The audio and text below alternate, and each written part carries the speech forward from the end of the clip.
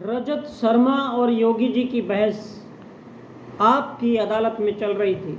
उसमें योगी जी कहते हैं देश के अंदर वे लोग भी प्रधानमंत्री थे जो कहते थे कि देश के संसाधनों पर मुसलमानों का अधिकार है, मुसलमानों का अधिकार है देश के संसाधनों पर, ओबीसी एससी एसटी के जात वालों का नहीं। उनके कहने का तात्पर्य है कि इनका कोई अधिकार नहीं है क्योंकि ये जात वाले हैं, जमात वाले हैं। क्या इस देश का हिंदू ब्राह्मण बनिया ठाकुर क्या झक मारेगा?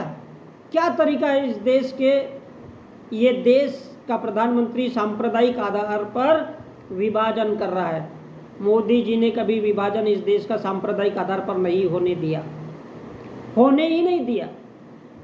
हम देख रहे हैं पुलवामा हो गया, उरी हो गया, पठानकोट हो गया, सर्जिकल स्ट्राइक हो गया, काला धन इस देश के लोगों को मिल गया, लेकिन सांप्रदायिक आधार पर कभी कोई फैसला आज तक नहीं हुआ है। धारा 370 ये सांप्रदायिक आधार पर नहीं थी, 3 तलाक सांप्रदायिक आधार पर नहीं था, लव जिहाद सांप्रदायिक आधार पर नहीं था, वक्फ बोर्ड सांप्रदायिक आधार पर नहीं था। हमने तो नहीं बांटा सांप्रदायिक आधार पर, योगी जी कहते हैं।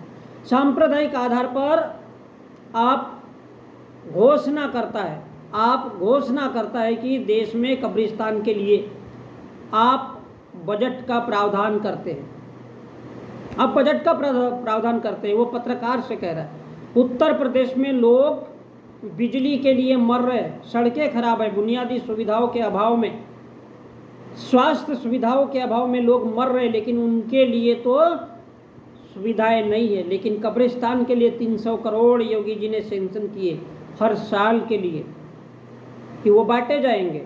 और इसलिए योगी जी कहते हैं कि हिंदुओं के लिए, ब्राह्मण बनिया ठाकुरों के लिए, संतों के लिए, आरएसएस के उच्च हिंदुओं के लिए, जिनकी सोच ऊंची है, जिनके विचार ऊंचे हैं, सुविधाएं होनी ही चाहिए, ना कि उन मुसलमानों के लिए जिनकी संख्या दिनों दिन बढ़ रही है।